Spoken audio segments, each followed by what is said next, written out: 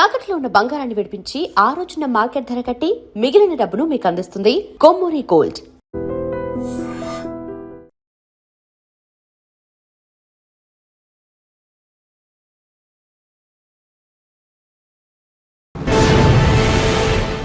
Welcome to I dream. Dhurandhar 2 Hollywood బాలీవుడ్ని shake చేసిన cinema. ఆ దురంధర్కి కథ ఎవరిచ్చారు, ఆ కథ కారకుడు ఎవరన్నది అందరికీ తెలిసిందే. ఆయనే అజిత్ దోవల్, మన సైన్యానికి కావాల్సిన వ్యక్తి. అటువంటి వ్యక్తి ఉండబట్టే ఈరోజు మనం సేఫ్గా ఉన్న విషయాన్ని ప్రతి ఒక్కరు గుర్తిస్తుంటారు, ముఖ్యంగా భారత సైన్యం. అందుకే ప్రధానమంత్రి మోడీ గారి దగ్గర నుండి క్యాబినెట్లో ఎవరైనా ఆయన మాటకి విలువిస్తుంటారు. మన సైన్యానికి ఆయన దిక్సూచి లాంటివాడు. ఆ అజిత్ దోవల్ అసలు ఆయన ఎలా ఉంటారు, ఆయన ఈ స్థాయికి రావడానికి ఎంత కష్టపడ్డారన్న విషయాన్ని మనతో మాట్లాడడానికి ఎక్స్ ఆర్మీ ఆఫీసర్ ఓబ్రాయ్ గారు ఉన్నారు. అని అడిగి తెలుసుకుందాం. సార్ నమస్తే. నమస్తే సార్. అజిత్ దోవల్ సార్, మనకి ఆయన అంటే మనకే కాదు భారత సైన్యానికి ఆయన కళ్ళు చెవు ముక్కి ఏమన్నా ఆయనే చెప్పొచ్చండి. అంటే ఆయన ఇచ్చిన ప్లాన్ని వీళ్ళు యాక్షన్ చేస్తుంటారనేది చాలామంది చెప్తుంటారు. అంటే ఈరోజు అజిత్ దోవల్ అంటే ఇండియా కాదు సార్. అజిత్ దోవల్ సలహా ప్రపంచంలో ఆల్మోస్ట్ 40 పైగా దేశాలు తీసుకుంటారు సార్. అంత master mind sir. Master mind అంటే గూఢాచారం, కూట్నీతి ఇవన్నీ ఎలా చేయాలి, ఒక టెక్స్ట్ బుక్ డెఫినేషన్ ఎగ్జాంపుల్లో ఎలా ఎగ్జిక్యూట్ చేయాలి, మాస్టర్ మైండ్ సార్. అంటే ఆయన మైండ్లో ఏం నడుస్తుందో ఎవ్వరికీ తెలియదు సార్. పక్కన ప్రధానమంత్రి కూర్చొని ఉంటారు, ఆయనకు కూడా తెలియనివాడు సార్. ఎందుకంటే గూఢాచారి యొక్క బేసిక్ మూలమే సీక్రసీ సార్. ఎవ్వరికీ చెప్పకుండా కడుపులోనే దాచుకొని మొత్తం ప్లాన్ డిజైన్ చేసిన తర్వాత ఎగ్జిక్యూషన్ ముందు ఓకే సార్ ఆ టిక్ పెట్టించుకోవాలి కదా, ఓకే సార్ అని చెప్పి అప్పుడు చెప్తాడు. గో హెడ్ అని చెప్పించుకుంటాడు అంతే. గ్రీన్ సిగ్నల్ కోసం మాత్రమే. అండ్ చాలా సిన్సియర్గా only need to know basis. దేశానికి ప్రధానమంత్రి అయినా సరే అన్ని విషయాలు ఆయనకు కూడా చెప్పడు. ఎందుకంటే ఇన్ఫర్మేషన్ ఎక్కడి నుంచి ఎలా లీక్ అవుద్దో తెలియదు కాబట్టి ఎన్నో విషయాలు ఆయన దగ్గరే దాచుకుంటారు, కడుపులో దాచుకుంటారు. 100% సార్. రా ఒక ఇంటెలిజెన్స్కి ఏజెంట్ అవ్వాలి అంటే కావాల్సిన బేసిక్ క్వాలిటీయే అబ్జర్వ్ చేయాలి, సైలెంట్గా ఉండాలి. అబ్జార్బ్ చేసుకోవాలి, సైలెంట్గా ఉండాలి. యాక్షన్ చేయాలి, సైలెంట్గా ఉండాలి.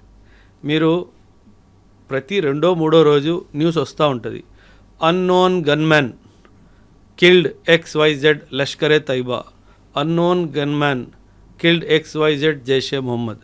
ఈ అన్నోన్ గన్మ్యాన్లు ఎవరు పంపిస్తున్నారు, ఎలా పంపిస్తున్నారు, అసలు వాళ్ళు ఏం చేస్తున్నారు, వీళ్ళందరి వెనక కారణము ఈయనే సార్. సార్ మనం ఒకసారి రా ఏజెంట్లకు వెళ్ళే ముందు అజిత్ దోవల్ సార్ ఎవరు, ఎప్పుడు వచ్చి ఉంటారు, ఆయన యాక్షన్ ఎలాగుంటుంది అనేది ఒకటి ఎగ్జాంపుల్గా సార్. ఎప్పుడైనా sir he's basically an IPS officer sir.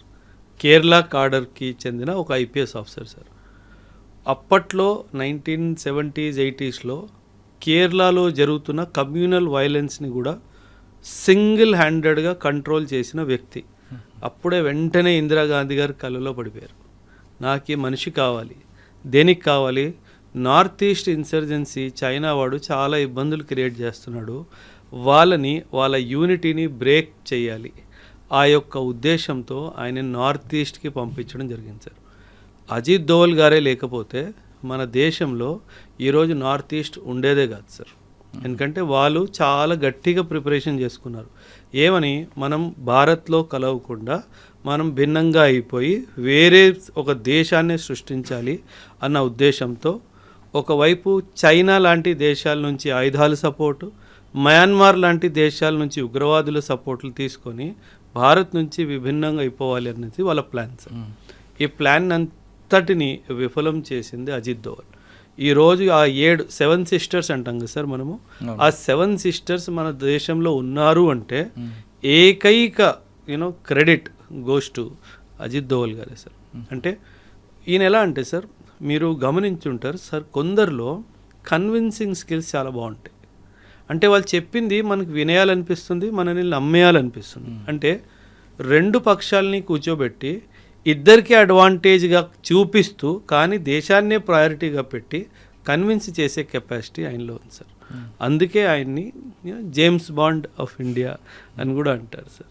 The most wanted man in the world today. World అంటున్నాను సార్, ప్రపంచంలోనే ఈ రోజు ఉన్న సార్ ప్రతి ఒక్క దేశంలో సెక్యూరిటీ అడ్వైజర్స్ ఉంటారు కదా సార్. ఎందుకు ఈయన పేరే ముందుకు వస్తుందంటే ఈయన దిగాడు అంటే అక్కడ మనకి సక్సెస్ తప్పితే ఇంకేమీ రాదు సార్. ఆ సక్సెస్ని అలా డిజైన్ చేసుకొని రంగంలో దిగుతారు సార్. అది రష్యా కానివ్వండి, అది మిడిల్ ఈస్ట్ కానివ్వండి, అది యూరప్ కానివ్వండి, అది ఏ దేశమైనా కానివ్వండి సార్. ఈరోజు బంగ్లాదేశ్ కానివ్వండి, ప్రతి ఒక్క దేశంలో ఏం చేయాలి సార్. ఒకప్పుడు మీరు ఎన్నో దశాబ్దాలుగా న్యూస్ కవర్ చేస్తున్నారు సార్. ఒకప్పుడు యూరోపియన్ యూనియన్కి ఇండియా అంటే చాలా చులకన సార్. మిడిల్ ఈస్ట్ వాడు అసలు మాట్లాడేవాడే కాదు ఇండియాతో. ప్రతి దానికి పాకిస్తాన్ పాకిస్తాన్ అని చెప్పి ఎగిరేవాడు. ఈరోజు ఏం జరిగింది సార్. ఈరోజు యూరోప్లో మనల్ని పిలుస్తారు యాజ్ విఐపి ట్రీట్మెంట్ ఇవ్వడానికి. మన ప్రధానమంత్రికి రెడ్ కార్పెట్ వెల్కమ్ దొరుకుతుంది. మీరు రీసెంట్గా చూశారు, నెదర్లాండ్స్ వాళ్ళు ఎప్పుడో ఏన్షియంట్ టైమ్స్లో మన ఇండియా నుంచి తీసుకెళ్ళిపోయిన మన యొక్క హిస్టారిక్ ఏవైతే ఆర్టిఫాక్ట్స్ ఉన్నాయో అవన్నీ మన దేశానికి తిరిగిస్తున్నారు. ఎందుకు సార్ ఇది ఎలా జరుగుతుంది అనుకుంటున్నారు? ఇదంతా కూటనీతి సార్. దీని వెనుక చాలా డిప్లొమసీ ఉంటుంది. ఇలా వాళ్ళని కన్విన్స్ చేసి మన దేశం పట్ల గౌరవం తెప్పించాలి, మన అనుకున్న దారిలోనే వాళ్ళని నడిపించేలా చేసేదే అజిత్ దోవల్. తన పేరు కాదు సార్, ఆయన మనిషి కాదు, అదొక సంస్థ, అదొక ఇన్స్టిట్యూషన్. అది మనం గుర్తుపెట్టుకోవాలి సార్. అంత రియాలిటీగా అంత దీంట్లో అంటే ఆయన ట్రైనింగ్ నుంచి వచ్చిందా, లేదా మీరు చెప్పిన కేరళలో సంఘటనలు ఆ విధంగా ఆయనకి కరడు కట్టిన ఓటాచారగా తయారు చేశారు సార్? ఎప్పుడైనా సరే సార్ ఒక మనిషికి he has to submit himself sir. అంటే తనేంటంటే తనని తాను నేను దేశానికి అంకితం చేసేసుకున్నాను అని ఆయన ఫిక్స్ అయిపోయారు సార్. సార్ ఆయన వయసు ఎంత sir? He's touching 80s right. 80లో ఉన్నారు ఆయన. మనకి 40లోనే ఆయాసం వస్తుంది. ఓ 4 గంటలు ఎక్స్ట్రా పని చేస్తే నిద్ర కావాలి అని మన శరీరం అడుగుతుంది. అలాంటిది మీరు ఊహించండి సార్, మీ ఇంట్లో 80 ఏళ్ళ తాత ఏం చేస్తున్నాడు, పడుకుంటారు. 80 ఏళ్ళ అజిత్ దోవల్ ఏం చేస్తున్నాడు? ఆయన ఫీల్డ్లో ఉంటున్నాడు. అది తేడా సార్. అది అంటే ఆయన బాడీ మైండ్ అంతా కూడా దేశం కోసం అన్నది సార్, అది డివైన్ బ్లెస్సింగ్ సార్. నేను ఇలాంటి బ్లెస్సింగ్స్ ఇద్దరిలో చూశాను సార్. ఒకటి డాక్టర్ రంగరాజన్ గారిలో చూశాను సార్, మన ఎకానమిస్ట్ డాక్టర్ సి రంగరాజన్ గారు, ఆయనలో చూశాను. అజిత్ దోవల్ గారిలో కూడా చూశాను సార్. రంగరాజన్ గారు కూడాను ఆయన నడిచే ఓపిక లేదు, నిల్చునే ఓపిక లేదు, కానీ స్టేజ్కి వెళ్ళి ఎకనామిక్స్ మాట్లాడినప్పుడు 40 నిమిషాలు 45 నిమిషాలు కదలకుండా మాట్లాడతారు. అదేవిధంగా అజిత్ దోవల్ గారు కూడా అంత వయసు అయిపోయినా సరే సార్ వరల్డ్ ట్రావెల్స్, మీటింగ్స్ తర్వాత మీటింగ్స్ సార్. అది మనం ఒక చిన్న కంపెనీ నడపడానికే స్ట్రెస్ అయిపోతాం సార్. ఈ లావాదేవీలు చూసుకోవడానికి ఒక 10 మంది పని మనుషులు ఉంటారు, వాళ్ళని హ్యాండిల్ చేసుకోవడానికి మనకు స్ట్రెస్ వచ్చేస్తుంది అంటారు. ఆయన దేశాన్ని హ్యాండిల్ చేస్తున్నాడు కదా సార్. ఆ వయసులో అంత స్ట్రెస్ తీసుకుంటూ అసలు ఉఫ్ అనకుండా పనిచేస్తున్నారు. ఏనాడు అంటే నేను అంటే ఆయన్ని చాలా దగ్గరగా చూశాను సార్. ఇక్కడ అంటే ఆయన్ని దగ్గరగా చూడడం అంటే కొన్ని ఆపరేషన్స్లో జాయింట్గా మాకు బ్రీఫింగ్స్ జరుగుతున్నప్పుడు I was present there sir. అంటే ఆయన ఎంత సైలెంట్ పర్సన్ అంటే సార్, మనకి జనరలీ అలవాటు ఉంటుంది, మనం లొడలొడ వాగేస్తాం సార్. ఆయన అది కాదు సార్. ఆయన ప్రతిదీ గమనిస్తాడు. అంటే మనిషిని గమనిస్తాడు, మనిషి మాటని గమనిస్తాడు, మనిషి మైండ్లో నడుస్తున్న ఉద్దేశాన్ని గమనిస్తాడు. ఇప్పుడు మనకి రాయసీనా డైలాగ్ అని చెప్పి ఒక ప్లాట్ఫామ్ ఉంది సార్. ఆ రాయసీనా డైలాగ్స్లో వీళ్ళు ఏం చేస్తారంటే ప్రతి పెద్ద పెద్ద దేశాలకి చెందిన డిఫెన్స్ హెడ్స్ని, వాళ్ళ నేషనల్ సెక్యూరిటీ అడ్వైజర్ అందరిని పిలుస్తారు సార్. పిలిచి ఏం లేదు మీటింగ్ పెడతాడు సార్. ఈయన కెపాసిటీ ఏంటంటే ఒక మనిషి ఏదో మాట్లాడుతున్నాడు కానీ మైండ్లో ఏం జరుగుతుందో అది రీడ్ చేసే కెపాసిటీ ఉంది సార్. మైండ్ రీడ్ చేసేస్తాడు సార్. మాట్లాడుతుంది ఒకటి, బుర్రలో నడుస్తుంది ఇంకోటి, అది పట్టేసుకుంటాడు, అది రాసుకుంటాడు. ఆయన మాట్లాడిన దాంతో ఆయనకి సంబంధం లేదు, అది ఆయన చెప్పాలనుకుంటున్నాడు, ఏదైతే దాయాలనుకుంటున్నాడో అది రాసుకుంటాడు. Okay, he's planning for this. So అలాంటి ట్రైనింగ్ తీసుకున్న తర్వాతనే ఆయన అలా సార్. ఇప్పుడు ఆయనకు ఒక టీం ఉంటుంది, ఆ టీంను కూడా ఇదే విధంగా ట్రైనింగ్ ఇచ్చారు ఆయన. 100% మీరు చెప్తున్నట్లుగా ఇప్పుడు మాట్లాడేది ఒకటి, మైండ్లో ఏముంది అన్నది సార్ మనం సార్ అందరూ అర్జునులు అవ్వలేరు కదా సార్. ద్రోణాచార్య వారు అందరికీ ట్రైనింగ్ ఇచ్చారు కానీ అర్జునుడు ఒక్కడే కదా సార్. సో మన దేశానికి అర్జునుడు అజిత్ దోవల్. సార్ ఆయన్ని మీ దగ్గరగా అంటే ఆయన ఆపరేషన్లో మీరు ఉన్నారు కాబట్టి ఒక ఆపరేషన్ చెప్పండి. అంటే ఆయనతో ఆపరేషన్ అని కాదు సార్, లైక్ ఫర్ అంటే ఆయన డైరెక్షన్లో జరిగింది. Understanding sir. మనం 1970s దేని గురించి మాట్లాడతాం సార్, అంటే రా గురించి మాట్లాడతాను సార్ నేను. ఇప్పుడు ఆయన ఎగ్జాక్ట్గా చెప్పాలంటే ఆయన కాంట్రిబ్యూషన్ పాకిస్తాన్లో ఒక చాలా పెద్ద కీలకమైన ఒక ఆపరేషన్ సార్.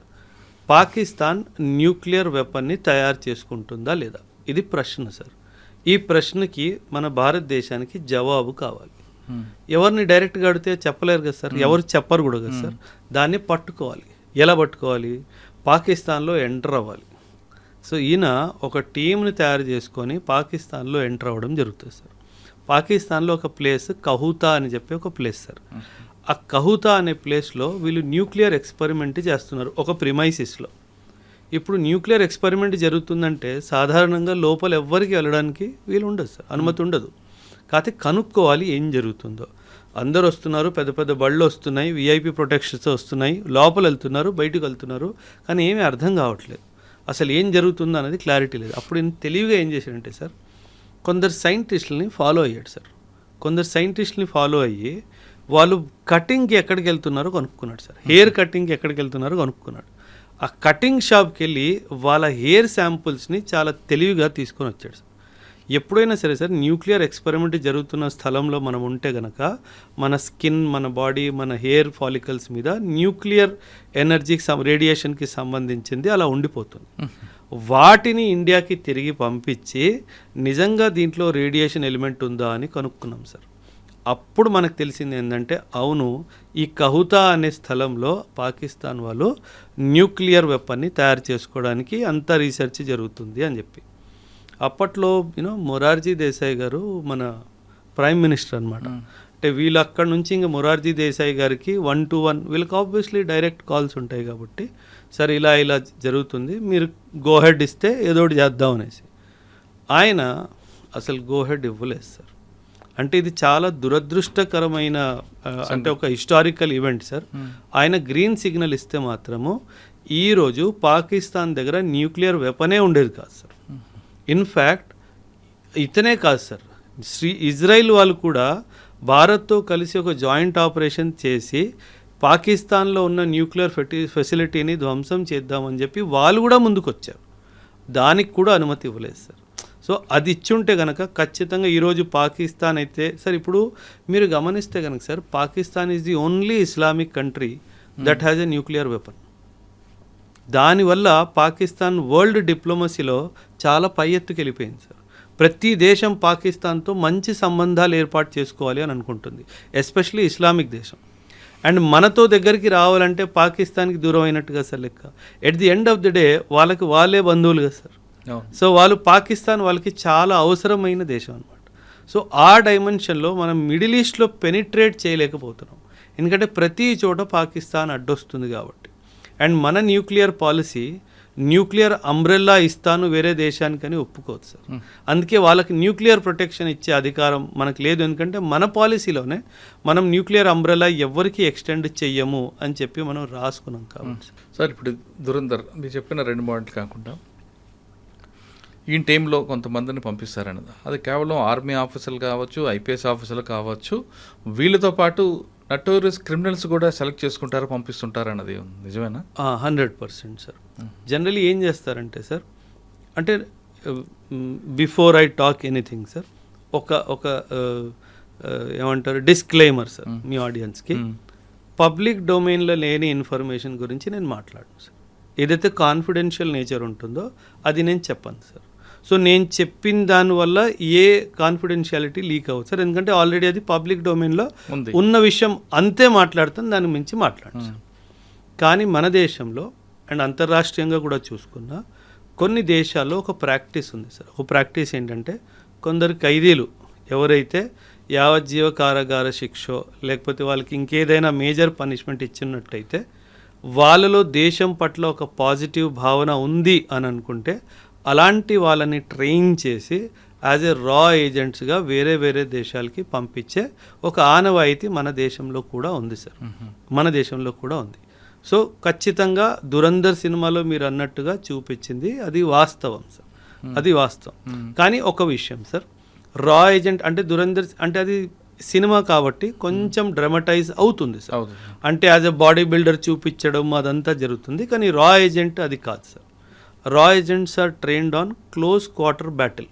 అంటే 1-to-1 ఫిస్ట్ ఫైట్ ఎలా చేయాలి, ఎలా క్లీన్గా ఎటువంటి శబ్దం కానీ ఎటువంటి అటెన్షన్ రాకుండా ఒక మనిషిని ఎలా క్లియర్ చేయాలి, ఇవన్నీ నేర్పిస్తారు sir. In fact Israeli martial arts Krav Maga అని ఉంటుంది సార్. ఆ క్రఫ్ మాగా టెక్నిక్స్ కూడా మన రా ఏజెంట్స్కి నేర్పిస్తారు. ఏంటంటే క్రఫ్ మాగా అంటే? Krav Maga is a close quarter battle sir. అంటే అవి ఎన్నో మార్షల్ ఆర్ట్స్ని మిక్స్ చేసి ఒక ఏజెంట్కి ఎలాంటి ఏమంటారు క్లోజ్ క్వార్టర్ బ్యాటిల్లో అటాక్ చేసే టెక్నిక్స్ ఉంటాయో అవన్నీ నేర్పిస్తారు sir. So that is the most deadliest what you call attack techniques in the world sir today. ప్రపంచం నేర్చుకుంటుంది సార్ క్రాఫ్. ఆ రా ఏజెంట్స్కి కవర్ ఎలా ఉంటుందండి? ఏ కవర్లో వెళ్ళచ్చు? చాలా కవర్ ఉంటాయి సార్. ఇన్ఫ్యాక్ట్ మీరు ఇందాక అడిగిన ప్రశ్న ఇంకో ప్రశ్న మిగిలిపోయింది. లైక్ మీరు అన్నారు ఐపీఎస్ ఆఫీసర్లు ఉంటారా, ఆర్మీ వాళ్ళు ఉంటారా అన్నట్టుగా. సార్ యాక్చువల్లీ మీరు ఒక విషయం అర్థం చేసుకోండి సార్. రా works independently of the army, రా works independently of the police, రా works independently of the central armed police forces, CAPF కానీ సిఆర్పిఎఫ్ కానీ. సాధారణంగా వీళ్ళతో కలిసి ఆపరేషన్స్ రా చెయ్యదు సార్. కానీ ఆ ఏజెన్సీలో వీళ్ళు మీకు చెప్పిన ముగ్గురు ఏజెన్సీ కూడా వెళ్తుంటారు, డిప్యుటేషన్ వెళ్తుంటారు కదా? వెళ్తారు, అదే చెప్తున్నాను సార్. ఒకవేళ ఒక ఆర్మీ నుంచి ఒక ఆఫీసర్ని డెప్యుటేషన్కి రాలో పంపిస్తే అప్పుడు అతను రా మనిషి, ఆర్మీ మనిషి కాదు సార్. అవును.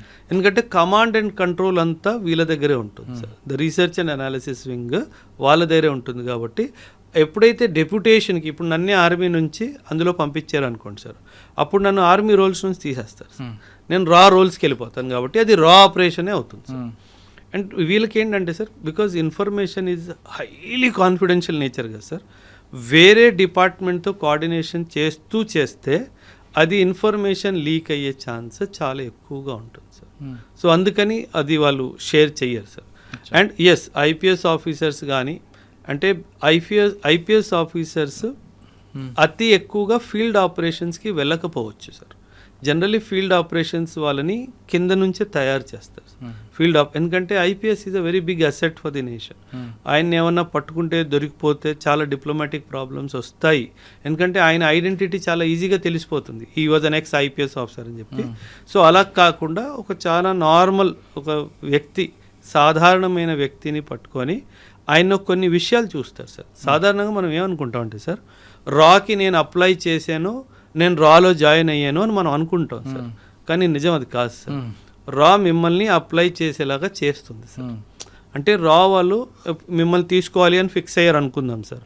మాకు మురళీ గారు కావాలి అని అనుకున్నాను సార్. ఆల్మోస్ట్ ఒక సంవత్సరంన్నర మిమ్మల్ని అబ్జర్వ్ చేస్తారు సార్. మీ మొత్తం అకౌంట్స్ అన్నీ హ్యాక్ అయిపోతే మీకు అసలు ఏం తెలియదు. మీ ఫోన్ హ్యాక్ అయిపోయిద్ది, మీ ల్యాప్టాప్ హ్యాక్ అయిపోయిద్ది, మీ ఇల్లు మొత్తం బగ్గింగ్ అయిపోయిద్ది సార్. మీరు ఎవరితో మాట్లాడుతున్నారు, మీరు ఏం చేస్తున్నారు అంతా వాళ్ళకి తెలిసిపోతుంది సార్. ఇక్కడ ఐడియా ఏంటంటే మురళీ గారి వీక్నెస్ ఏంటి పట్టుకోవాలి. మురళీ గారి వీక్నెస్ డబ్బా, మురళీ గారి వీక్నెస్ అమ్మాయా, మురళీ గారి వీక్నెస్ ఇంకేమైనా హోదానా, ఇవన్నీ తెలుసుకుంటారు. అచ్చా ఈ మనిషికి ఇలాంటి వీక్నెస్ ఏమీ లేవు అండ్ దేశం పట్ల ఒక మంచి పాజిటివ్ మైండ్ సెట్ ఉంది అని అనిపిస్తే అప్పుడు మీ ద్వారానే వాళ్ళు అప్లికేషన్ పెట్టిస్తారు.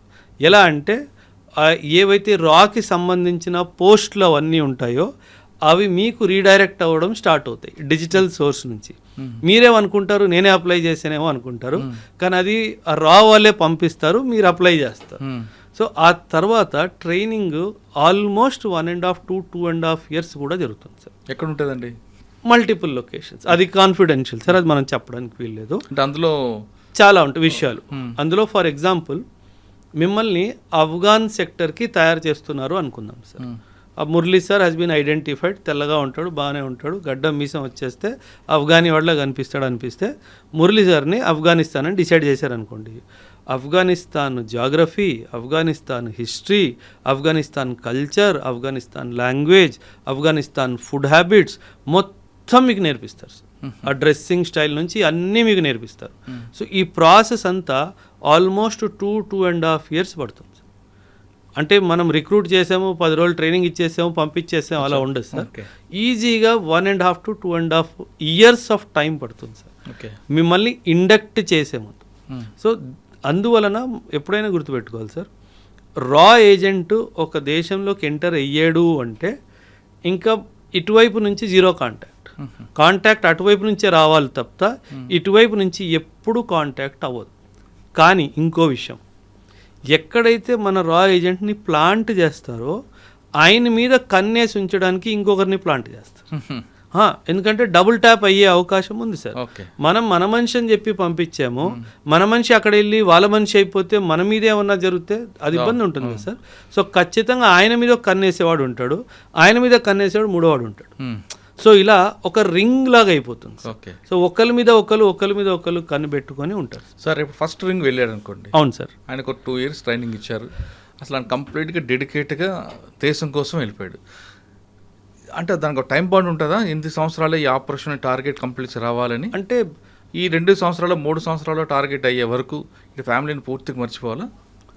ఇంకా అంటే ఫ్యామిలీ ఆ డైమెన్షనే లేదు సార్, అసలు ఆలోచనలోనే మైనస్ సార్. కానీ అప్పటికి పెళ్ళి ఉంది అనుకోండి, పిల్లలు ఉంటారు కదా, ఇంకా పని మీద వెళ్ళాను అంతే సార్. అంతే గవర్నమెంట్ పని మీద ఆఫ్ఘనిస్తాన్ వెళ్తున్నాను, లేదా గవర్నమెంట్ పని మీద ఫ్రాన్స్ వెళ్తున్నాను. ఫ్రాన్స్ అని చెప్పి ఆఫ్ఘనిస్తాన్ వెళ్ళొచ్చు, శ్రీలంక వెళ్ళొచ్చు, అంతే చెప్పడానికి వీల్లేదు. ఎందుకంటే అక్కడ వాళ్ళ ఇంట్లో కూడా బగ్గుంది. అవును, నువ్వేం చెప్తున్నావో, నువ్వు ఇంట్లో ఏం వాళ్ళకి సార్, ఇఫ్ యు ఆర్ ఎ రా ఏజెంట్, నీ మైండ్లో ఏం జరుగుతుందో పాలిగ్రాఫిక్ టెస్ట్ చేసుకొని తెలుసుకుంటాడు.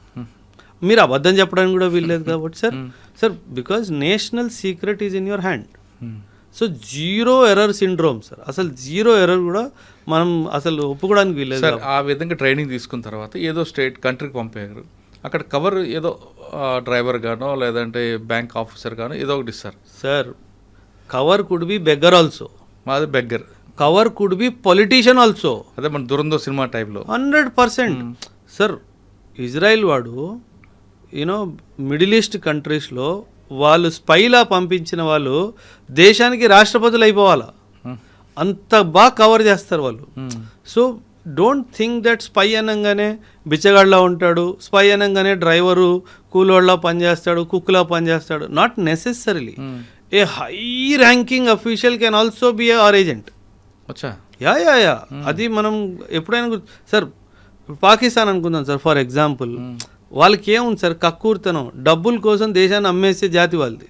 సో కొన్ని డబ్బులు వాళ్ళు మొహన్ పడేస్తే వాడు ఏమైనా చేస్తాడు కదా సార్. నన్ను ఎమ్మెల్యే చేయొచ్చు, ఎంపీ ఏమైనా చేయొచ్చు, మిమ్మల్ని రాష్ట్రపతి చేసేస్తారు, మిమ్మల్ని ప్రధానమంత్రి చేసేస్తారు. అందులో ఉంది సార్, వాళ్ళు డబ్బుల కోసం ఏమైనా చేయడానికి సిద్ధంగా ఉన్నారు సార్. సో మన దగ్గర డబ్బుకి దేవుడు దేవుల లక్ష్మీదేవి కటాక్షంగా మనకి ఏ తక్కువ లేదు దేశానికి. సో హ్యాపీగా ఎవరిని సార్ ఆ విధంగా ఒక టార్గెట్ ఇచ్చారనుకోండి, మనకి ఏదో కంట్రీలో సీక్రెట్స్ పంపించారు, ఆ టార్గెట్ అయ్యే వరకు రాకూడదా? Generally no sir. ఇన్ఫ్యాక్ట్ ఒక్కొక్కసారి ఏమవుతుందంటే సార్, ఆ టార్గెట్ అయిపోయిన తర్వాత కూడా అడిషనల్ టాస్క్ కూడా ఇచ్చే అవకాశం ఉంది సార్. అంటే ఇప్పుడు ఫర్ ఎగ్జాంపుల్ ఒక ఏజెంట్ని ఒక లష్కరే తైబాకి చెందిన ఒక కమాండర్ని ఎలిమినేట్ చేయడానికి పంపించారు, రైట్ సార్. వీడు చాలా ఎక్సలెంట్గా ఒక 6 నెలలు 8 నెలలు టైం తీసుకొని వాడు మూమెంట్ అంతా ట్రాక్ చేసి అసలు జీరో ఎర్రర్ తోటి వాడిని ఎలిమినేట్ చేయడం జరిగింది సార్. ఈ గన్మెన్ ఎపిసోడ్స్ నా బుర్రలో ఎన్ని ఎంటుకలు ఉన్నాయో దానికంటే ఎక్కువ ఉన్నాయి సార్. సో ఇప్పటికొచ్చి వాస్తవం సార్, ఒక్క ప్లాన్ ఒక్క ఆపరేషన్ ఫెయిల్ అవ్వలేదు సార్. ఏనాడైనా గన్మెన్ దొరికిపోయాడా అని విన్నారా సార్? లేదు, ఉంటుంది, సమస్య లేదు సార్. అది ఏ కంట్రీలో ఉండదు, అది ఫుల్ ప్రూఫ్ సార్ అది. ఎందుకంటే వీళ్ళు చాలా ఎందుకంటే మీరు అన్నట్టు మీరు టైం స్లాక్ వాళ్ళకి టైం ఉండదు సార్, వాళ్ళకి టార్గెట్. నీకు టార్గెట్ ఇచ్చాను, ఈ పాకిస్తానీ బ్రిగేడియర్ వీడు 1999 వార్లో మన దేశానికి అన్యాయంగా ఇచ్చేసాడు, ఇంతమంది సైనికుల్ని చంపించింది వీడిని ఎలిమినేట్ చేయాలి, నీ టార్గెట్ టైం తీసుకో. సో మనము ఎంత క్లాసికల్గా ఎగ్జిక్యూట్ చేసామంటే, ఒక బ్రిగేడియర్ రీసెంట్గా పాకిస్తానీ బ్రిగేడియర్ వాడు రిటైర్మెంట్ అయ్యి రోజు రిటైర్మెంట్ తీసుకొని ఇంటికి వెళ్తుంటే దారిలో చంపాం సార్. అంటే వాడిని చంపాలి, అది ఫిక్స్. వాడి ఇంటికి వెళ్తే ఆ రోజు సాయంత్రం వాడు retirement end as a brigadier. వాడి ఇంటికి వెళ్ళే ముందు వాడిని చంపాం, వాడి ఇంటి గుమ్మం ముందు చంపేవాడు. అది రా సార్. ఓకే, ఆ టార్గెట్ అయిపోయిందండి, మీరు చెప్పిన టాస్క్ క్లోజ్. నెక్స్ట్ అడిషనల్గా యాడ్ అవుతుందా, లేదు వాళ్ళు తిరిగి బ్యాక్ టు హోమ్కి వచ్చి? జనరల్లీ ఏమవుతుందంటే సార్, ఇది అక్కడికి వెళ్ళి కిలో బియ్యం తీసుకురా కాదు కదా sir. It's a very highly stressful task sir. సాధారణంగా పిలిపించేస్తారు సో దట్ ఒక 2 months 3 months ఫ్యామిలీతో టైము కొంచెం కూల్ డౌన్ అయ్యి. ఎందుకంటే సార్ బీయింగ్ ఏ రా agent is not being a chef in a hotel. It is not that work sir. అనుక్షణము నేను ఎవరినో తెలిసిపోతుందా, నేను దొరికిపోతానా, నన్ను చంపేస్తారా, అనుక్షణం మీ మైండ్లో ఆ స్ట్రెస్ ఉంటే మీరు ఎలా ఉంటారు సార్? మనము ఓన్లీ మనం చేస్తున్న పిచ్చి పని కూడా స్ట్రెస్ తీసేసుకుంటాం. జస్ట్ ఇమాజిన్ మీరు స్టూడియోకి వస్తున్నారు, స్టూడియోలో ఎవరోడో నా కోసం కాసుకొని కూర్చొని ఉంటాడు, వాడు నన్ను ఈరోజు వేసేస్తాడు అనిపిస్తే మీరు ఎంత ఫ్రీ మైండ్తో ఉండగలరా సార్? ఉండలేవు. Imagine somebody 8 months 10 months 12 months 14 months 2 years ఆ స్ట్రెస్ని తట్టుకోకుండా ఎవ్వరికీ దొరకకుండా అక్కడ కూర్చొని ఆపరేషన్ ఎగ్జిక్యూట్ చేస్తే జనరలీ మనం తిరిగి పిలిపించేస్తాం. ఒకటి అప్రిసియేషన్ కోసం పిలుస్తాం, రెండోది రెస్ట్ అండ్ రికూప్ అంటారు సార్. ఆ రెస్ట్ అండ్ రికూప్ కోసం కూడా సాధారణంగా పిలిచేస్తాం. కాకపోతే మోటివేషన్ లెవెల్ ఈ ఏజెంట్స్ ఎలా ఉంటుందంటే, సార్ వాడితో పాటు వాడిని కూడా చూశాను, నాకు కొంచెం టైం ఇస్తే వాడిని కూడా వేస్తా, అక్కడ నుంచి వస్తుంది సార్. అది సార్ అది అల్టిమేట్ కిక్ కదా సార్. మన దేశానికి హాని చేసిన వాడిని చంపడంలో వచ్చే కిక్ ఇంకేం కిక్ ఉంది సార్? అవసరం లేదు. ఇంకా వాడంతా పోతుంది. వాడిని నేను ఈరోజు వేసేసాను అన్న అనుభవము వాడిలో ఉన్న అలసట అంతా ఒక 5 seconds వ్యానిష్ అయిపోయింది. So that is how the entire scheme of రా ఏజెంట్స్ వర్క్ సార్. అక్కడికి వెళ్ళాక మీరు చెప్పినట్లుగా అసలు అందరూ దిగితే ఇంకా మజా వేరుంటుంది సార్. అంటే ఇంకా వాళ్ళు అహర్నిశలు దేశానికి వాళ్ళని వాళ్ళు సమర్పితం చేసేసుకున్నారు సార్. అంటే సార్ చూడండి, అంటే దాంట్లో రిటైర్మెంట్ అని ఉండదు. అదే చెప్తున్నాను సార్. చూడండి సార్, సూపర్. ఒక సైనికుడు దేశాన్ని సేవ చేస్తూ ప్రాణాలని కోల్పోతే ఒక మార్టైర్ అని చెప్పి న్యూస్ పేపర్లో పెద్ద పెద్ద పొలిటీషియన్స్, పెద్ద పెద్ద సమాజానికి చెందిన వాళ్ళు వెళ్ళి వాళ్ళ రెస్పెక్ట్స్ వాళ్ళు ఇస్తారు. కానీ ఒక సైలెంట్గా ఒక ఏజెంట్కి ఏమైనా అయితే అసలు మావాడు కాదనేస్తారు కదా సార్. అంటే మన దేశము మనల్నే కాదు అని అనేస్తుంది, అయినా సరే మనం మన దేశం కోసం పోరాడాలి. ఆ ఆలోచన రావాలి అంటే మీరంతా కమిటెడ్గా ఉండాలి సార్. అసలు అది దాన్ని మించింది లేదండి, అసలు లేదు కదా సార్. అంటే మన అందరికీ ఒక రికగ్నిషన్ మనకు పురుగు ఉంటుంది. ఒరే నేను చేశానని చెప్పరా, నేను చేశాను రా, వాడికి అసలు ఆ ఫీలింగే లేదు కదా సార్. అయితే చేశాను లేదా అంతే సార్, అయితే చేశాను లేకపోతే పోతాను అంతే. మూడో ఆప్షన్ లేదు కదా సార్ అక్కడ. అంటే అక్కడ నేను దొరికిపోతే వీళ్ళు ఫోన్ చేస్తే నన్ను పంపించేస్తారు, లేదు కదా సార్. అది గుర్తుపెట్టుకోవాలి సార్. గ్రేట్ అండి. అసలు మనం మాటల్లో చెప్పలేము సార్. రా ఏజెంట్స్ చేసే ఈ దేశానికి రా ఏజెంట్స్ చేస్తున్న త్యాగం కానీ సర్వీస్ కానీ దానికి సాని లేదు సార్. ఇంక దానికి కంపారిజనే లేదు సార్, అసలు చేయడానికి వీల్లేదు. కానీ మన దగ్గర రా ఏజెంట్ ఉన్నారు, వేరే కంట్రీలో ఇంకొక ఏజెంట్ ఉంటారు, వాళ్ళు కూడా మన దగ్గర తీసి పంపిస్తుంటారు భారతదేశానికి. ఐఎస్ఐ అని పెడుతుంటారు, కానీ వాళ్ళ యాక్టివిటీస్ వేరే కనిపిస్తుంటాయి కదండి. అంటే వేరేగా అంటే ఇప్పుడు మన దగ్గర ఉంది, మనం టాస్క్ ఇచ్చాం, మన కంట్రీకి లాస్ చేస్తున్నాం, ఆ టాస్క్ మీదే ఉంటుంది తప్ప అక్కడ అరాచకాలు చేయాలనో లేదా ఇంకోటి మనం చూపించాం. కానీ పాకిస్తాన్ నుంచి వచ్చిన వాళ్ళు ఇక్కడ వాళ్ళ టాస్క్ బ్లాస్టులు చేయడం ఇటువంటి చేస్తుంటారు కదా. వాళ్ళు స్పై ఏజెంట్స్ కాదు, ఆ టెర్రరిస్టులు సార్. వాళ్ళకి అసలు ఏం జీరో. ఆ టెర్రరిస్టులను చూసుకునే బాధ్యత మన ఆర్మీ వాళ్ళు చూసుకుంటారు. అది వాళ్ళు రోజు చేసే పని కాబట్టి వాళ్ళతో పెద్ద ఇదేం లేదు సార్. ఓకే, మళ్ళీ మనం వెనక్కి వద్దాం. అజిత్ దోవల్ ఆయన టీం ఎంతమంది ఉండొచ్చండి? అంచనా లేదండి మనం అసలు నంబర్స్లో. సార్ దురంధర్ సినిమాలో చూపించిన క్యారెక్టర్ దోవల్ కొన్ని వందల్లో ఉంటారు సార్, కొన్ని వందల్లో ఉంటారు సార్. ఆయన కింద పనిచేసే వాళ్ళు. ఆ క్యారెక్టర్ మెయిన్ క్యారెక్టర్ ఏందేనా అనుకోవచ్చా? Definitely sir. వై నాట్ అంటే సింపుల్ సార్. కథానాయకుడు ఈయనే సార్. సినిమాలో చూపించినట్టుగా కథానాయకుడు ఈయనే సార్. కథానాయకుడికి ఎప్పుడు ఏ బటన్ నొక్కాలో తెలుసు సార్. అక్కడ గ్రౌండ్ ఏజెంట్ కూడా తెలియదు. మీరు చూసుంటే సినిమా ఎక్కడ బటన్ నొక్కాలో ఆయన తెలుసు. ఆ పొలిటీషియన్ మనోడే అన్న విషయం వీడికి ఏనాడైనా తెలిసిందా? తెలియదు కదా సార్. ఆ కథానాయకుడికి ఏ బటన్ ఎప్పుడు నొక్కాలో వాడికి తెలుసు సార్. ఇదే కాదు సార్, మీరు టైగర్ జిందా హే సినిమా ఒకవేళ చూసుంటే కనుక సల్మాన్ ఖాన్ సినిమా, యా టైగర్ జిందా హే, టైగర్ అభి బాకీ హే ఏదో పేరు మీద సినిమా ఉంది సార్. అక్కడ పరేష్ రావల్ ఉంటాడు సార్ మిడిల్ ఈస్ట్లో. వీళ్ళకి ఆ విషయం తెలియదు మనోడే అని చెప్పేసి. ఆ లాస్ట్ మూమెంట్లో అక్కడ ఉన్న సైనికులు వీళ్ళని చంపైపోతే మధ్యలో చాపుతాడు. అప్పుడు వీళ్ళకి అర్థమైపోతుంది. అప్పుడు వీడు అంటాడు, ఒరే నువ్వు పుట్టక ముందు ఈ భూమిలో నేను వచ్చా, సో నువ్వు బచ్చాగాడిలా ఉండు అని చెప్తాడు వాడు. సో ఎవరు మనల్ని ఎలా ఎందుకంటే స్టార్టింగ్లో పరేషాలో ఒక స్టేట్మెంట్ ఇస్తాడు, నా ఒక కన్ను నీ మీద ఉంది అంటాడు. అప్పుడు కూడా మనం ఎవరికి స్విచ్ అలగదు, అరే వీడు కూడా మన రాయజెంటేరా అని చెప్పేసి.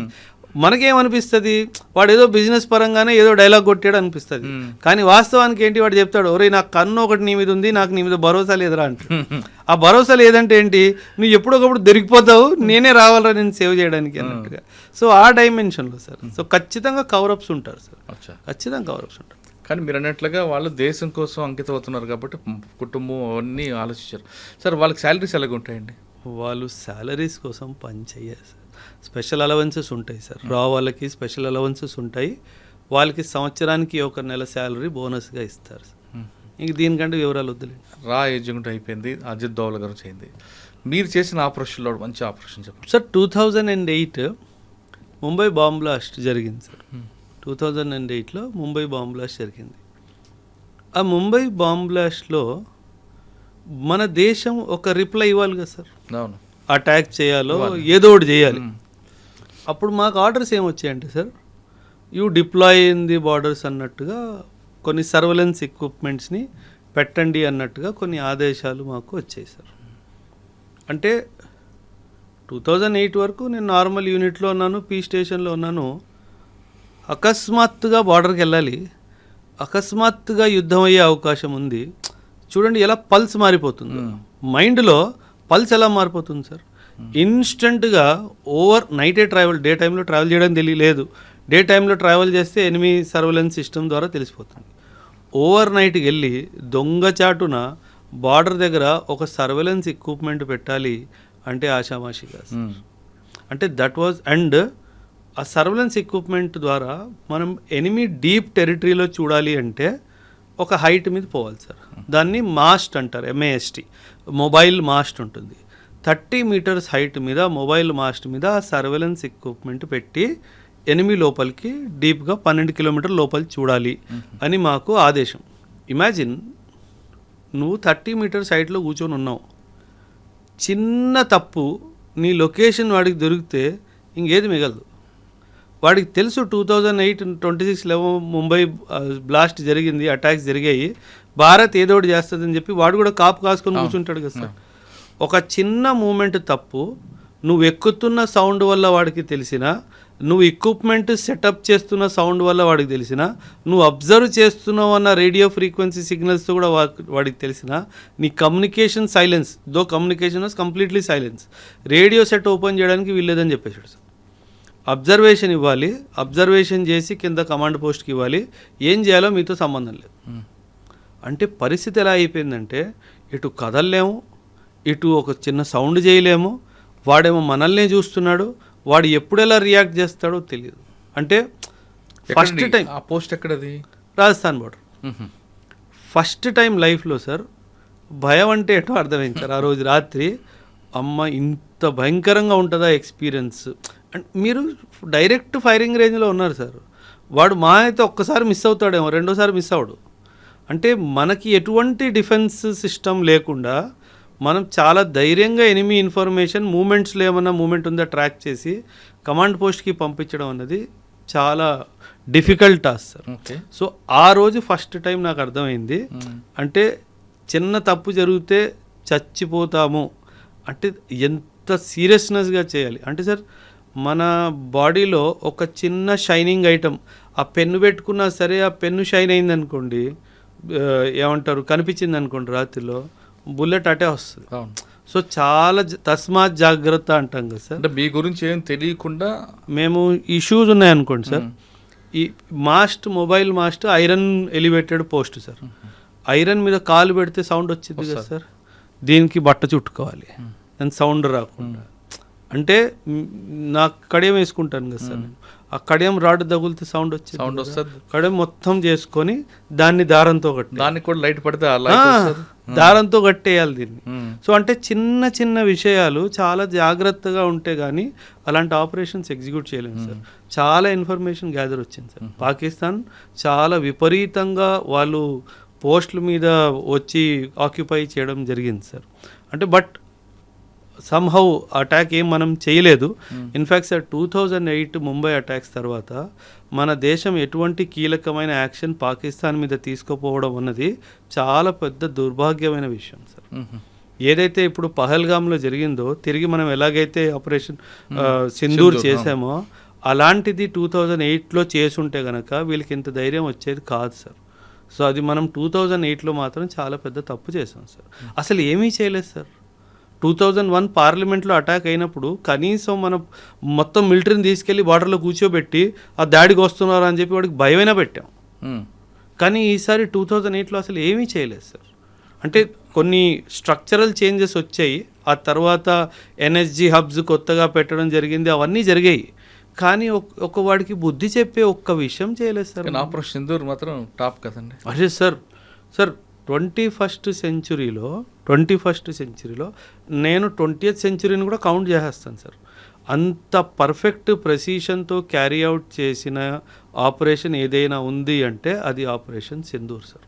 అంటే ఎంత ప్రిసైజ్ ఆ బ్రహ్మోస్ మిజైల్ సార్. అసలు మనకి అది బ్రహ్మాస్త్రం లాంటిది సార్. అసలు ఆ బ్రహ్మోస్ మిజైల్కి జవాబే లేదు సార్. ఎందుకంటే ఒక క్రూజ్ మిజైల్ అయ్యి ఉండి, క్రూజ్ మిజైల్ అంటే సార్ ఇది పైకి వెళ్ళదు ఆకాశంలో, ఒక స్ట్రైట్ లాగా వెళ్తుంది అనమాట. ఒక క్రూజ్ మిజైల్ అయ్యి ఉండి అంత వేగంగా అది వెళ్తుంది కాబట్టి దాన్ని పట్టుకునే మిజైలే లేదు సార్. అందుకే పాకిస్తాన్ దగ్గర బ్రహ్మోస్కి జవాబే లేదు సార్. అండ్ ఎంత యాక్యురసీ అంటే సార్ 3 మీటర్స్ ఆ రేంజ్ లోపలనే అది యాక్యురేట్గా పడుతుంది సార్. ఇప్పుడు ఈ బిల్డింగ్ మనం కూర్చొని ఉన్నాం సార్. ఈ బిల్డింగ్లో ఏ ఫ్లోర్లో ఏ ఆఫీస్లో ఎవడి మీద వేయాలి చెప్పు అని అడుగుతాడు. అచ్చా, ఏరియా కాదు, బిల్డింగ్ కాదు, బిల్డింగ్లో ఏ పడుతుంది అంతే. 3 మీటర్లు సార్. 3 మీటర్లు ఎంత మీరు నేను కూర్చొని స్పేస్. వాడు ఇక్కడ పడేయాలనుకుంటే వచ్చి మధ్యలోనే పడుతుంది. అది మీ మీద పడదు, నా మీద పడదు. అంత ఎక్సలెంట్ అక్యురసీతో మనం తయారు చేసాం సార్. ఇప్పుడు మీరు వినుంటే గనక పాకిస్తాన్లో ఎయిర్ బేసెస్ మీద మనం అటాక్ చేసాము. మీరు గుర్తుంటే ఎయిర్ బేస్ మీద అటాక్ చేసాము. వాళ్ళు ఆ ఎయిర్ బేస్ కింద కమాండ్ పోస్ట్ తయారు చేసుకున్నారు సార్. ఎన్ని మీటర్లు? ఆల్మోస్ట్ 200-250 ఫీట్ కింద ఉంది ఆ యొక్క న్యూక్లియర్ కమాండ్ పోస్ట్. ఆ న్యూక్లియర్ కమాండ్ పోస్ట్కి ఏసీ వెంట ఉంటుంది కదా సార్. భూమి కింద ఉంది అంటే ఏసీ గాలి వెళ్ళాలి కదా. ఆ ఏసీ వెంట లోపల నుంచి కొట్టాను సార్.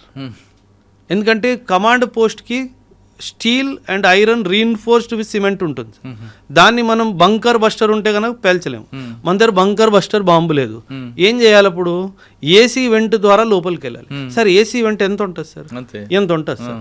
2x2 1x1 ఉంటుంది. అంత ప్రెసిషన్గా దాని లోపల నుంచి పోయింది సార్. అది సార్, అది టాలెంట్. ఎందుకంటే సార్ మనము we are not experts in weapon manufacturing sir.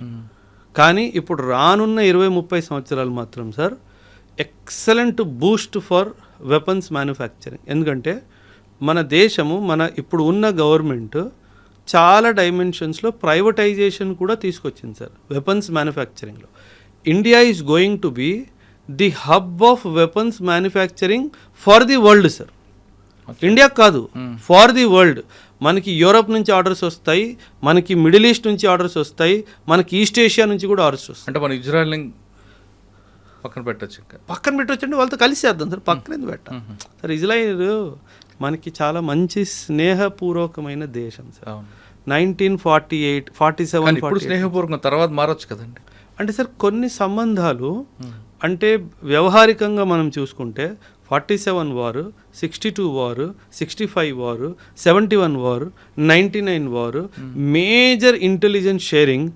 ఏ రోజు సార్ ఒక్క విషయం గుర్తుపెట్టుకోండి సార్, దుష్మన్ కా దుష్మన్ దోస్త్.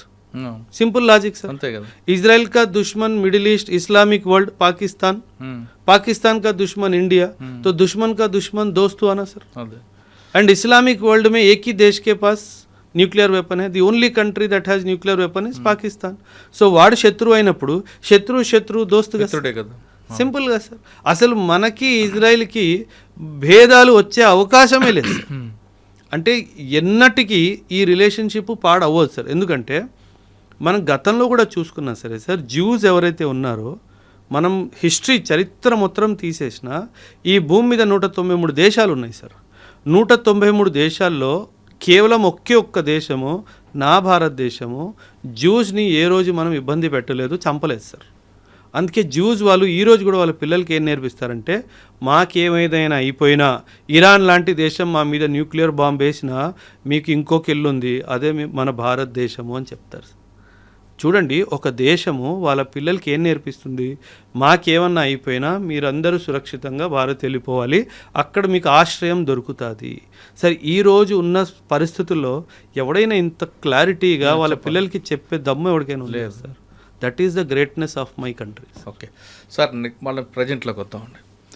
ఇటీవల బెంగాల్లో బీజేపీ గెలవడం అంత రాజకీయ కోణంలో చూస్తున్నారు తప్ప మన దేశానికి ఎంత సెక్యూరిటీగా వచ్చిందన్న విషయాన్ని కొంతమంది గమనించట్లేదండి. అక్కడ చికెన్ నెక్ ఆ పాయింట్ని కాపాడడంలో గత ప్రభుత్వం విఫలమైంది. ఇప్పుడు బీజేపీ ప్రభుత్వం వచ్చింది కాబట్టి ఖచ్చితంగా దాని మీద ఎక్కువ ఫోకస్ ఉంది.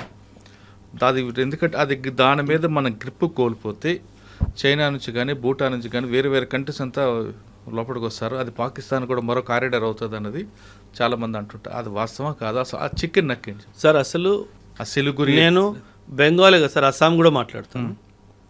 అస్సాం అండ్ బెంగాల్లో ఉన్న ప్రభుత్వం రావడము, దీన్ని పొలిటికల్ యాంగిల్గా చూడకూడదు సార్. దీన్ని ఒక స్ట్రాటజిక్ యాంగిల్లో చూడాలి. నేషనల్ సెక్యూరిటీకి అయితే 100% నేషనల్ ఇంట్రెస్ట్ అంటారు సార్, నేషనల్ ఇంట్రెస్ట్ యాంగిల్లో చూడాలి.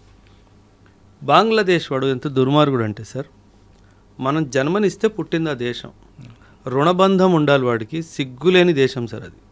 అంటే కేవలం మతానికి సంబంధించి నువ్వు వెర్రి వేగుతున్నావు. కానీ నేను సార్ ఈరోజు కూడా India Bangladesh Ganga water treaty, Ganga వాటర్ని డైవర్ట్ చేసి అటు బ్రహ్మపుత్ర వాటర్ని డైవర్ట్ చేశాను అనుకోండి సార్, ఆ దేశం కేవలం 30 సంవత్సరాల్లో ఎడారిలా మారిపోయింది సార్.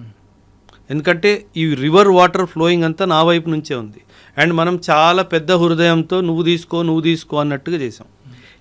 ఈ చికెన్స్ నెక్ విషయానికి వచ్చేస్తే, ఈ చికెన్ నెక్ అనే ప్రాంతం ఏంటంటే సార్, మన వెస్ట్ బెంగాల్ ఈస్ట్కి వెళ్తున్నప్పటికీ సిక్కిం ఇటు భూటాన్ కింద ఒక చిన్న stretch of Indian land sir. వీళ్ళ ప్లాన్ ఏంటంటే, అక్కడ నార్త్లో బంగ్లాదేశ్కి చెందిన ప్రాంతం ఏదైతే ఉందో, నార్త్లో రంగపూర్ అనే ప్రాంతము, అక్కడ చైనా వాడు వచ్చి వాడు మిజైల్స్ని వాడు ఎయిర్ క్రాఫ్ట్స్ని పెట్టుకుంటాడు సార్. చైనా అన్నారు కాబట్టి సార్, మన పాకిస్తాన్ కన్నా మోస్ట్ డేంజరస్ చైనా అంటున్నారు కదా. Any time sir. పాకిస్తాన్ ఏముంది సార్, పాకిస్తాన్. కానీ మీరు ఒక విషయం గుడ్ సార్, మీరు చాలా మంచి క్వశ్చన్ అడిగారు. చైనా వాడు ఎప్పుడు మనతో యుద్ధం చెయ్యడు సార్, వాడు చాలా తెలివైన వాడు సార్. వాడు యుద్ధాని కోసం మన మీద పాకిస్తాన్ని వాడుకుంటాడు సార్.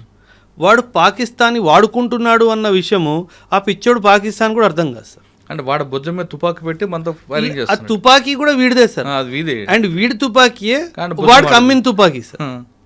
అంటే పాకిస్తాన్ వాడిని వాడుకుంటున్నాడు అన్న క్లారిటీ కూడా వాడికి లేదు సార్. సార్ సింపుల్ సార్, ఈ యుద్ధాల వల్ల పాకిస్తాన్కి వచ్చింది ఏంటి? శూన్యం. అంతే, శూన్యం కదా. పాకిస్తాన్ వాడు అన్నెసెసర్లీ చైనా వాడు వాళ్ళ యుద్ధం కోసము, అమెరికా వాడు వాళ్ళ యుద్ధం కోసం నన్ను వాడుకుంటున్నారు, ఒరే నేను డెవలప్మెంట్ మీద, ఎకనామిక్ డెవలప్మెంట్ మీద, హ్యూమన్ డెవలప్మెంట్ మీద కాన్సన్ట్రేట్ చేయాలి అన్న ఇంత జ్ఞానం కూడా లేని దేశం సార్ అది.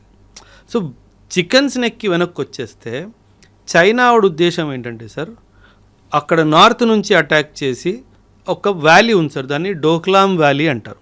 ఇటువైపు సిక్కిము, ఇటువైపు భూటాన్, మధ్యలో వ్యాలీ సార్. ఇక్కడ కింద మన చికెన్స్ నెక్ ఉంది సార్. పైనుంచి అటాక్ చేసి బంగ్లాదేశ్ నుంచి కింద నుంచి అటాక్ చేస్తే ఇండియా నార్త్ ఈస్ట్ అంతా కట్ ఆఫ్ అయిపోతుంది సార్. ఇది వాళ్ళ ఉద్దేశం. అండ్ వెస్ట్ బెంగాల్లో ఇంతకుముందు ఉన్న ప్రభుత్వము ఈ విషయాన్ని గమనించకుండా, ఎటువంటి చర్యలు తీసుకుండా నోరు మూసుకొని కూర్చొని ఉంటే ఎలా సార్? సార్, ఎంతమంది లక్షల మంది ఇల్లీగల్ మైగ్రెంట్స్ బంగ్లాదేశ్ నుంచి వస్తున్నా వాళ్ళ మీద ఎటువంటి చర్యలు తీసుకోకపోతే మన దేశం ఏమైపోవాలి సార్? మీకు గుర్తుంటే కనుక 2019లో 5 ఎన్ఆర్సీ జరిగింది అస్సాంలో సార్. అస్సాంలో ఎన్ఆర్సీ జరిగినప్పుడు అసలు 19 లక్షల మంది ఇల్లీగల్గా మన దేశంలో ఉన్నారు అన్న విషయం మనం గుర్తించినప్పుడు వాళ్ళని తిరిగి పంపించడం స్టార్ట్ చేయాలి కదా సార్. అసలు ఎటువంటి యాక్షన్ లేదు సార్. అంటే మీరు పాలిటిక్స్ కోసము, ఓటు బ్యాంక్ పాలిటిక్స్ కోసము దేశాన్నే మీరు తోసేస్తున్నారు కదా సార్. ఆ విషయం గుర్తుపెట్టుకోవాలి సార్. అందుకే ఈ బీజేపీ యొక్క గెలుపుని వెస్ట్ బెంగాల్లో కానీ అస్సాంలో కానీ మనము ఒక స్ట్రాటజిక్ యాంగిల్లోనే చూడాలి తప్పితే ఒక పొలిటికల్ యాంగిల్లో చూసే తప్పు మనం చేయకూడదు సార్. రెండో విషయం ఏంటంటే సార్, నేను I don't support any political party sir. ఒకవేళ బీజేపీ ప్రభుత్వం ఏమైనా తప్పు చేస్తే నేను ఖచ్చితంగా నిలదీస్తాను సార్. మీరు ఇది తప్పు చేశారు. ఇప్పుడు విమెన్ రిజర్వేషన్ బిల్ ఉంది సార్, దాన్ని అనవసరంగా డీలిమిటేషన్ బిల్లుతో యాడ్ చేసి దాన్ని ప్రజెంట్ చేశారు. ఆ బిల్లు కాస్త ఫెయిల్ అయిపోయింది సార్. సార్, మనము విమెన్కి పాలిటిక్స్లో 33% ఇవ్వాలి అని చెప్పి ఎప్పటి నుంచి అనుకుంటున్నాం సార్? అంటే 1947లో మనకి స్వతంత్రం వచ్చింది. ఇప్పుడు కూడా పార్లమెంట్లో చూసుకుంటే సింగిల్ డిజిట్ పర్సంటేజ్లో కూడా విమెన్ లేరు సార్. విమెన్ పొలిటికల్ ల్యాండ్స్కేప్కి వస్తే విమెన్కి సంబంధించిన విషయాల్లో చాలా మార్పులు వస్తాయి. అలాంటి విషయాల మీద ఎందుకు ఈ ప్రభుత్వం చెయ్యట్లేదు అన్న కోపం నాకు బీజేపీ మీద ఖచ్చితంగా ఉంది సార్. ఆ బిల్లు ఖచ్చితంగా పాస్ అవ్వాల్సిన బిల్లు సార్. దాన్ని ఎందుకు అనవసరంగా దాంతో క్లబ్ చేసి పాడు చేశారన్నది. సో అందుకే నేను చెప్తున్నాను సార్, ఏ ప్రభుత్వాన్ని నేను సపోర్ట్ చేయను సార్. ఎవరు బాగా పని చేస్తారో వాళ్ళని సపోర్ట్ చేస్తాం సార్, సింపుల్గా సార్. అది మొత్తం మీద తీసుకుంటే మీరు చెప్తున్నట్లుగా బీజేపీ బెంగాల్లో గెలుపు అనేది నేషనల్ ఇంట్రెస్టింగ్, ఇది 100% కాదు. 100%, 1000%. బెంగాల్, అస్సాం బీజేపీ ఉంది కాబట్టి వీళ్ళిద్దరూ కలిసి, ఈ స్టేట్స్ రెండు కలిసి బలం సెంటర్ నుంచి వస్తే ఇల్లీగల్ మైగ్రెంట్ సార్ మన భూమి మీద బెంగాలీ వాడు ఎందుకు ఉండాలి సార్? ఒక మాట సార్, ఎందుకు ఉండాలి? బెంగాల్ వాడు బెంగాల్లో ఉండాలి, ఈస్ట్ బెంగాల్ వాడు. మన ఇండియాలో బెంగాలీస్ ఉన్న వాళ్ళు వెస్ట్ బెంగాల్లో ఉంటారు. ఆ ఈస్ట్ బెంగాల్ వాడు మన దేశానికి అసలు ఎందుకు రానివ్వాలి సార్? మనకు ఆల్రెడీ భూమి లేదు, మనకు ఆల్రెడీ సదుపాయాలు లేవు. అస్సాంలో 1971లో ఉల్ఫా పుట్టింది ఈ కారణంగా కదా సార్. ఎందుకంటే మీరు ఆ బంగ్లాదేశీ వాళ్ళని ఏమంటారు ఐడెంటిఫై చేసి డిపోర్ట్ చేయట్లేదు అన్న దాంతోనే కదా సార్ ఉగ్రవాదం స్టార్ట్ అయింది అస్సాంలో 1979లో. మీకు యూనో ఏమంటారు అరవింద్ రాజ్కోవా అండ్ వాళ్ళ టైంలో దానికి యాంటీగా కదా అస్సాం గణపరిషత్ రావడం మారింది. Exactly sir. అంటే 1979లో ఇదంతా జరిగింది కదా సార్. కొత్తగా తీసుకుంటే వెస్ట్ బెంగాల్లో గెలుపు అనేది రాజకీయ కోణంలో కాదు, నేషనల్ ఇంట్రెస్ట్గా చూడాలంటున్నారు ఓబ్రాయ్ గారు. అంతేకాకుండా అజిత్ దోవల్, ఆయన మన కంట్రీకి కాదు వరల్డ్కి అంతకు మించిన డెడికేటెడ్ దేశం మీద ఉన్న వ్యక్తి ఎవరు లేరంటూ అజిత్ దోవల్ గురించి చెప్తున్నారు.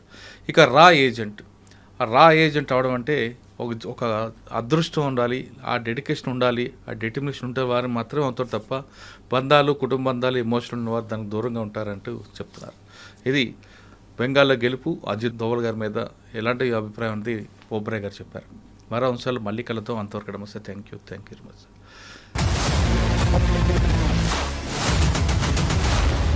I dreams, this police diaries is something very, very valuable towards that. I must really appreciate Murali, your insights. I dreams founder and CEO Chinna Vasudev Reddy గారితోని మురళీధర్ క్రైమ్ స్టోరీస్ చాలా ఫేమస్ అయిపోయినాయి. Gautam Savan garu and Satyanar sir. Good. Well done. I congratulate him for doing so well, and I congratulate him his boss also. So well.